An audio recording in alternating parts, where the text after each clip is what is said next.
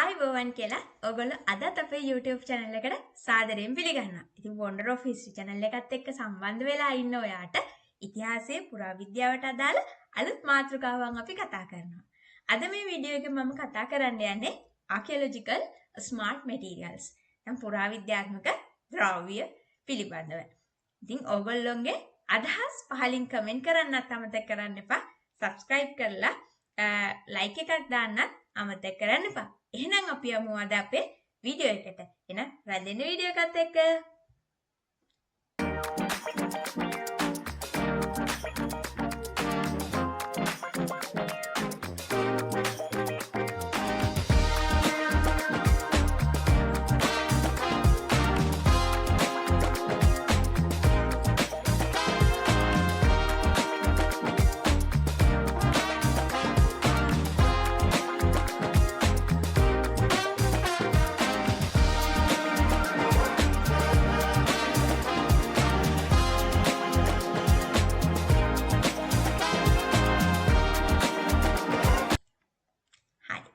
අපි එහෙනම් අද කතා කරමු මේ පුරාවිද්‍යාවේ ද්‍රව්‍යාත්මක අවශේෂ අපි මොන වගේද හඳුනාගන්නේ කියලා. නැත්නම් archaeological smart material. ඔයගොල්ලෝ දන්නවා අපිට හඳුනගන්න පුළුවන් විවිධාකාරයේ smart material. smart material කියපුවාම අපිට පුරාවිද්‍යාවේ අපි හම්බ වෙන මේ පරිසරයේ සිදුවන වෙනස්කම් වලට ප්‍රතිචාර දක්වන ගුණාංග සහිත ද්‍රව්‍ය අපිට හඳුනා ගන්න පුළුවන් වෙනවා. මේවා සංරක්ෂණීය ප්‍රතිසංස්කරණය කැණීම් ක්‍රියාවලිය තුලින් අපි විවිධාකාරයේ දැන් පුරාවිද්‍යාත්මක කැණීමකදී අපි සොයා ගන්න දේවල් අපිට විවිධාකාරයේ කොටස් වලට බෙදා ගන්න පුළුවන්. එතකොට අපි ඒවා සංරක්ෂණය කරනවා, කල්පවැත්ම සඳහා ප්‍රතිසංස්කරණය කරනවා. මේ වගේ දේවල් කරමින් මේවා ඉදිරි පැවැත්ම සඳහා තියාගන්න කටයුතු කරනවා. අපි ගත්තොත් අපිට මේවා විවිධාකාරයෙන් හඳුනා ගන්න පුළුවන් වෙනවා. මම මෙතනින් පෙන්නලා තියෙනවා අපිට සෙන්සර් දේවල්, ඊට පස්සේ photogenic energy materials, bio materials, hydro materials, catalysts, smart compositions මේ වගේ විවිධ දේවල් අපිට කොම්පොසයිට් දේවල් නැත්නම් ස්මාර්ට් කොම්පොසයිට් වගේ දේවල් අපිට හඳුනා ගන්න පුළුවන් වෙනවා. අපි ගත්තොත් අපි මානව පරිණාමයේ ආරම්භයේ ඉඳලා මේ වෙද්දී විශාල වශයෙන් පරිණාමයක් සිද්ධ වෙලා තියෙනවා මේ smart materials. නැත්නම් evaluation of the materials in the time. ඒකට මේ ඔයාලට දැක් ගන්න පුළුවන් වර්තමානයේ අපි පැරණි අපේ නිර්මාණ සහ වර්තමාන නිර්මාණ අතර කොච්චර වෙනසක් තියෙනවද කියන. අපි ගත්තොත් අපිට මේ විවිධාකාරයේ materials අපි හඳුනා ගන්න පුළුවන් කියවනේ. ඒවා එතකොට අපිට විවිධාකාරයෙන් හඳුනා ගන්න පුළුවන් කියපුවාම අපිට මේව හඳුනා ගන්න පුළුවන් වෙනවා මේ වගේ ද්‍රව්‍ය මොන වගේද නිර්මාණය කළා. ඒක කල මේ වගේ වෙනස් වීම මොන වගේද තියෙන්නේ කියන එකත් එක්ක. එතකොට මේවා නිර්මාණය කරපු ද්‍රව්‍ය මොනවද? මේ වගේ තාක්ෂණීය මොන වගේද කියන දේවල් අපිට හඳුනා ගැනීමේ හැකියාව තියෙනවා. එතකොට මේක අපි කියනවා මේක සංරක්ෂණය කරන්න පුළුවන්. මේක නැත්තම් මේක මේ මොනවද ප්‍රතිසංස්කරණය කරන්න පුළුවන් කියලා. නමුත් මේ දේවල් කරන එක කරද්දී අපිට මේ දේවල් පිළිබඳව හොඳ අවබෝධයක් තියෙන්න ඕනේ. ඒතකොට සංරක්ෂකවරයෙක් ගත්තොත් පුරාවිද්‍යාඥයෙක් ගත්තොත් එයාට හොඳ අවබෝධයක් තියෙන්න ඕනේ මේ ද්‍රව්‍ය. මොකද අපි පුරාවිද්‍යාඥයෙක් ගත්තොත් කිව්වොත් මේ දැන් අපි කැණීමකදී ලබා ගන්න කෞතුක වස්තුවක් අපි කොහොමද ඒක පවත්වා ගන්නේ? නැත්නම් දැන් අපි ඒක ගත්ත ගමන් දැන් අපි කියමුකෝ දිය උදාහරණයක් විදිහට දියට තියෙන දෙයක් අපි උඩට ගත්තා කියලා. එතකොට අපි ඒක නිකන් තිබ්බොත් මොකද වෙන්නේ? දේව විනාශ වෙලා යන්න පුළුවන්. එතකොට ඒ වගේ විවිධ ටෙක්නික්ස් තියෙනවා මේවට අනුගමනය කරන්න. ඒකට අපි මේ ස්මාර්ට් මැටීරියල් යටතේ මේ දේවල් අඳුරගෙන තියෙන්න ඕනි මොන ද්‍රව්‍ය හරහාද මේවා වෙන්නේ. මේවා ඛාදනය වෙලා විනාශ වෙන්න පුළුවන්ද? නැත්නම් මේවා මේ සූර්යාලෝකය නිසා විනාශ වෙන්න පුළුවන්ද? වාතාශ්‍රය නිසා විනාශ වෙන්න පුළුවන්. ඒ වගේ දේවල් අපි අවබෝධ කරගන්න ඕනි. හරි. අපි බලමු එකින් එක කොහොමද මේ පුරාවිද්‍යාත්මක ස්මාර්ට් මැටීරියල් නැත්නම් පුරාවිද්‍යාත්මක ද්‍රව්‍ය මොන වගේද අපි මොන වගේ දේවල්ද අපිට භාවිතා කරන්න පුළුවන් කියලා. හරි. self handling materials. අපි ගත්තොත් මේක දැන් අපි ස්වයංව මේ ද්‍රව්‍ය අධ්‍යයනය කරන්න පුළුවන් කියන එකට එතකොට මෙතනදී මේ ද්‍රව්‍ය වලට හානි වෙලා තියෙනවා නේද? දැන් අපි ගත්තොත් අපිට මේ දෙයක් සර්ව සම්පූර්ණව පුරාවිද්‍යා කැණීමකදී හම්බ වෙන්නේ නැහැ. හරි ඉතාලම අඩ. එතකොට මේ දේවල් අපි මේ නැවත ප්‍රතිසංස්කරණය කරනවාද? නැත්නම් විනාශ වෙන්න පුළුවන්ද? එතකොට මේ කෞතුක වස්තු සංරක්ෂණයට මේක ප්‍රයෝජන කොහොමද මේක යොදවගන්නේ කියන එක පිළිබඳව අවධානය යොමු කරන්න ඕනේ. එතකොට මේක දිගු කාලීන සංරක්ෂණයක් කරන්න ඕනිද? නැත්නම් මේක කෙටි කාලීන එකක්ද? නැත්නම් මේක මොකද කරන්නේ? මේ විදිහටම තියලා අපි ආරක්ෂා කිරීමට කටයුතු කරනවාද කියලා තීරණ කරන්න සිද්ධ වෙනවා. එතකොට මේකට සංරක්ෂකවරයෙකුගේ සහාය අවශ්‍ය වෙනවා. එතකොට අපි කැණීමකින් ලබා ගන්න දේ ඒක ඉදිරි කල්පවත්ම සඳහා කොහොමද රඳා පවත්වා ගන්න කියන එක පිළිබඳ අවබෝධයක් තියෙන්න ඕනේ. ඊළඟට අපි ගත්තොත් sensor and monitoring. දැන් අපි දන්නවනේ මේ අපිට හම්බ වෙන දේවල් මේ පුරාවිද්‍යාත්මක ස්ථාන වලින් හම්බ වෙන දේවල් අපි මේවා පාරිසරික තත්ත්වය කියන්නේ උෂ්ණත්වයේ ආර්ද්‍රතාවයේ රසායනික නිරාවරණය වැනි දේවල් නිසා මේවා විනාශ වෙන්න පුළුවන්. එතකොට අපි මොකද කරන්න ඕනේ? මේවා නිරීක්ෂණය කරන්න ඕනේ. මේවා කොහොමද විනාශ වෙන්න පුළුවන්? දැන් අපි පිටතින් බැලුවොත් නිර්මාණය කරලා තියෙන එක ද්‍රව්‍යයකින් වෙන්න විදිහට පේන්න පුළුවන්. නමුත් ඇතුළාන්තයට වඩා වෙනස් වෙන්න පුළුවන්. මොකද ඒක නිසා මේවා මොකද කරන්නේ? මේවා නිරීක්ෂණය කරලා මේ වගේ තියෙන ද්‍රව්‍යාත්මක දේවල් හඳුනාගෙන මේකේ අඛණ්ඩතාවය නැත්තම් පැවැත්මට කොහොමද මේවා වෙනස් වෙනවද? මේවා සංරක්ෂණය කරන්න ඕනි කොහොමද කියලා සංරක්ෂකවරයෙකුගේ උපදෙස් ලබා ගන්න අපිට සිද්ධ වෙනවා. ඊළඟට කාරණේ තමයි දැන් අපි දන්නවා shape mineral alloys. ඒ කියන්නේ විවිධ මිශ්‍ර ලෝහ භාවිතා කරලා මේ දේවල් කරලා නිර්මාණය කරලා තියෙනවා. ඉතින් අපි ගත්තොත් ඒ කියන්නේ දැන් මේ උෂ්ණත්වය හෝ වෙනත් උත්තේජනකයන්ට මත පදනම්ව මේ වගේ හැඩය වෙනස් වෙන්න පුළුවන්. ඊට පස්සේ මේවා දැන් අපි ගන්න මොකද පුරාවිද්‍යාවේදී කැණීම් හෝ ප්‍රතිසංස්කරණ අතරතුර මේ ව්‍යුහංගේ කෞතුක වස්තු වල විභවය වෙනස් වෙන්න පුළුවන්. එතකොට මේකට මොකද කරන්නේ? මේ දේවල් අපිට ආරක්ෂා කරගන්න කටයුතු කරන්න වෙනවා. දැන් මිශ්‍ර ලෝහයක් කියන්නේ මොකද්ද? දැන් අපි ඉගෙනගෙන තියෙනවා විද්‍යාව ඉගෙන ගනිද්දී මේ මිශ්‍ර ලෝහයක් කියන්නේ එකක් නෙවෙයි මිශ්‍රණ ලෝහ මිශ්‍ර දෙකක් හෝ දෙකකට වැඩි ප්‍රමාණයකින් සෑදෙනවා අපි කියනවා මිශ්‍ර ලෝහයක් කියලා. එතකොට මේ මිශ්‍ර ලෝහ මගින් නිර්මාණය කරලා තියෙන දේවල් බොහෝ වෙලාවට විවිධ පාරිසරික හේතුන් මත අපි අර කිව්ව උෂ්ණත්වය ආර්ද්‍රතාවය රසායනික නිරාවරණය නිසා වෙනස් වෙන්න පුළුවන්.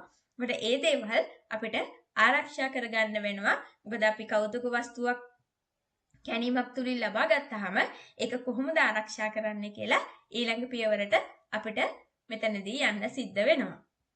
ඊළඟට අපි ගත්තොත් මේ තාප වර්ණක සහ ෆොටෝග්‍රැෆික් ද්‍රව්‍ය. මෙතනදී ප්‍රධාන වශයෙන්ම ඔයගොල්ලෝ දන්නවා මේ ද්‍රව්‍ය වලට මේ උෂ්ණත්වයට හෝ ආලෝකයට ප්‍රතිචාර දක්වන්න පුළුවන්. එතකොට මේ වගේ වර්ණය වෙනස් වෙන්න පුළුවන්. පුරාවිද්‍යාවේදී මේ වගේ කෞතුක ද්‍රව්‍ය මේ වල තත්ත්වය දැක්වීමට හෝ මේවා ආරක්ෂා කරගන්න මොකද කරන්නේ? මේ දේවල් වලට විවිධ ක්‍රම උපායන් නිර්මාණය මේ යොදනවා. ඒකට අපි ගත්තොත් සංරක්ෂණ හැම වෙලෙම මේ මෙතනදී සෑම දෙයකටම සංරක්ෂකවරයෙකුගේ උපදෙස් ලබාගෙන තමයි සියල්ලම සිද්ධ කරන්නේ. දැන් මේ තාප වර්ගකයක් තාප වර්ණකයක් කියන්නේ මොකද්ද? සංයෝගයක්. දැන් අපි කියනවානේ සංයෝගයක් රත් කරලා ඉවර වෙලා මේවා සිසිල් කරපුවාම වර්ණය ආපසු වෙනස් වෙන්න පුළුවන්. හරිද?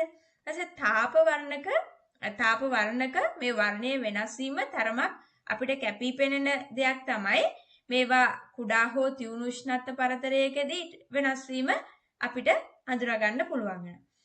ඉතින් ඒක නිසා මේ දේවල් දීප්තිමත් දැන් අපි දන්නවනේ වර්ණ විවිධ වර්ණ තියෙනවා. එතකොට වර්ණ සමහර දේවල් අපිට තියෙනවා අපි S2 බලපුවාම පේන වර්ණයට වඩා ගොඩක් වෙනස් වෙනවා නේද?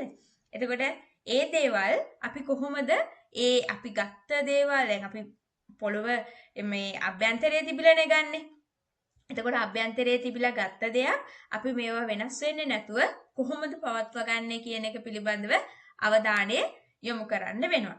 එතකොට අපි මේ ෆොටෝක්‍රොමික් එකක් කියන්නේ ප්‍රොටෝක්‍රොමික් මැටීරියල් එකක් කියන්නේ මේ යම් යම් තරංගායාම තියෙනවානේ. එතකොට මේවා ආලෝකයට නිරාවරණය වෙලා මේවා විනිවිද පෙනෙන තත්වයට සිට වර්ණ තියෙනවානේ. මේ වර්ණ තත්ත්වය වෙනස් වෙලා ආලෝකයේ ඉඳලා අඳුරු විට අවහිර මේ නැවත විනිවිද භාවයට පත් වෙනවා කියන්නේ. අන්න ඒ වගේ එකක් වෙනවා. ඉතින් මේක විද්‍යාත්මකව සිද්ධ වෙන දෙයක්. නමුත් මෙතනදී අපිට මේ වර්ණ වෙනස් වීම අවබෝධ කරගෙන අපි මේවට මොන වගේ ක්‍රමෝපායන්ද යොදන්නේ, අපි මොන වගේ ස්ථානයකද මේවා ගබඩා කරන්නේ කියන එක පිළිබඳව මෙතනදී අවධානය යොමු කරන්න වෙනවා. ඊළඟට අපි ගත්තාම අපිට පුළුවන් මේ ඩ්‍රෝන සහ robotic system with smart material කොහොමද මේ ස්මාර්ට් ද්‍රව්‍ය වලට ඩ්‍රෝන යානා සහ රොබෝ පද්ධතිය යොදාගන්නේ. දැන් ඔයගොල්ලෝ දන්නවා වර්තමානයේ වෙද්දී අපේ ශාස්ත්‍රය පුළුල් පරාසයක විහිදිලා තියෙනවානේ. එතකොට මෙතනදී මේ රොබෝ විද්‍යාව නැත්නම් රොබෝ තාක්ෂණය යොදාගෙන ස්ථාන ගවේෂණය කරන්න අපිට පුළුවන්. එතකොට අපිට මේ දේවල් අර කියන්නේ කැණීමකින් තොරව භූමිය හැරීමකින් තොරව අපිට මේ දේවල් පිළිබඳව අවබෝධයක් ලබා ගන්න පුළුවන් වෙනවා. එතකොට අපි දැන් කතා කරමු පුරාවිද්‍යාවේදී මේ ඩ්‍රෝන භාවිතය පිළිබඳව පුරාවිද්‍යාඥයන්ට වගේම ඉතිහාසඥයන්ටත් දත්ත රැස් කිරීමට වඩා සුදුසු ක්‍රමයක් වෙනවා. ඇයි සුදුසු ක්‍රමයක් කියන්නේ? මේක අපි ශාස්ත්‍රයට ගිහිල්ලා කැණීම් කරලා ගවේෂණ කරලා අපිට සමහර දේවල් මගහැරෙන්න පුළුවන් නේද?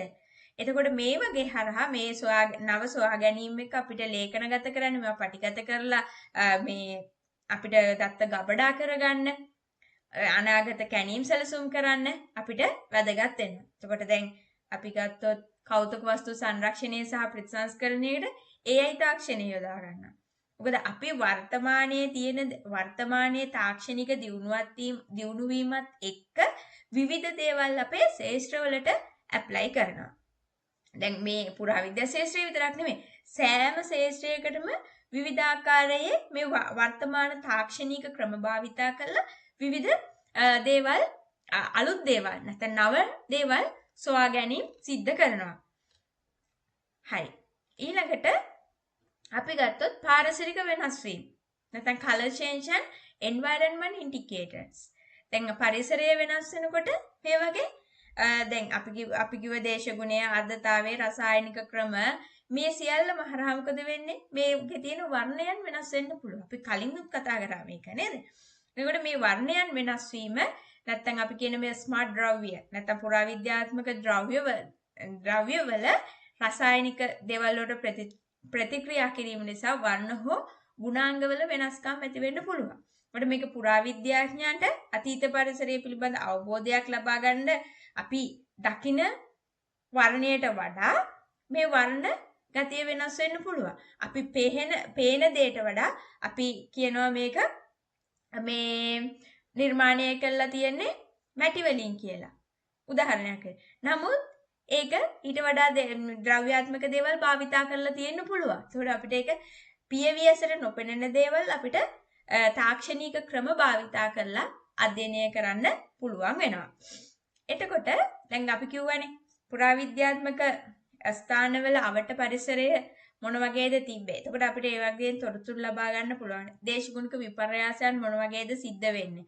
ඊපස්සේ මේවා පාංශු උෂ්ණත්වය, තෙතමනය, වෙරළ කාදනය, ගම් වතුර මේ දේවල් නිසා සමහර පුරාවිද්‍යාත්මක ස්ථානවල තියෙන දේවල් වෙනස් වෙන්න පුළුවන්. හරිද? ඔයගොල්ලෝ ගත්තොත් දැන් අවුරුදු 5කට කලින් තිබ්බ පාෂාණයක් ඔයාලගේ අවට තියෙන පාෂාණයක් බලන්න ටික කාලයක් යද්දී ඒකේ පාසි බැඳිලා විව වෙලා පැහැය වෙනස් වෙලා සමහර තැන් ඉරි ගිහිල්ලා දැක ගන්න පුළුවන්. ඒකට ඔයාලා පුරාවිද්‍යා ස්ථානයකට ගිහින් බලන්න අනුරාධපුර පොළොන්නරුව ගියපුවම අපිට වැඩි වශයෙන් දැක ගන්න පුළුවන් ගල් කණු පිළිම, ගඩොල් සංරක්ෂණ, ගඩොල් වලින් කරපු නිර්මාණ, ඒ වගේ දේවල්. අපේ පියවියසන හොඳට පේන දේවල්. නමුත් ඒ වගේ බලන්න කාලෙන් කාලේ වර්ණ වෙනස් වෙලා තියෙනවද? කොහොමද මේවා වෙලා තියෙන්නේ ඉරිතැලිලා මේවා වෙලා හැබැයි ඒව සංරක්ෂණය කරලා යම්කිසි මට්ටමක ආරක්ෂා කර ගැනීමට කටයුතු කරන අවස්ථා දකින්න පුළුවන්.